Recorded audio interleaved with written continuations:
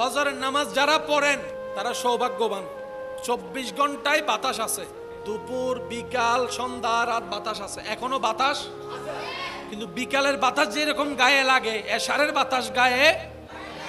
সত্যি করে একটা কথা বলেন তো, 24 ঘন্টার ভিতরে কোন টাইমের বাতাস সবচেয়ে বেশি মজা লাগে? ফজরের নামাজটা পড়ে যখন মুসল্লি মসজিদ থেকে বের হয়, আকাশে সূর্য নাই, আলো আছে। ওই আলোতে যে বাতাস শরীরে লাগে,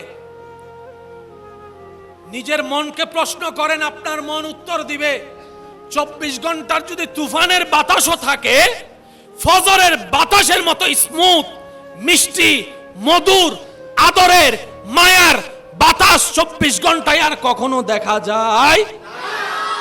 চিকিৎসা বিজ্ঞান বলে ফজরের টাইমের ওই বাতাস যার শরীরে লাগবে, যার ব্রেনে লাগবে, এটা শরীরের জন্য ভালো, ব্রেনের জন্য ভালো।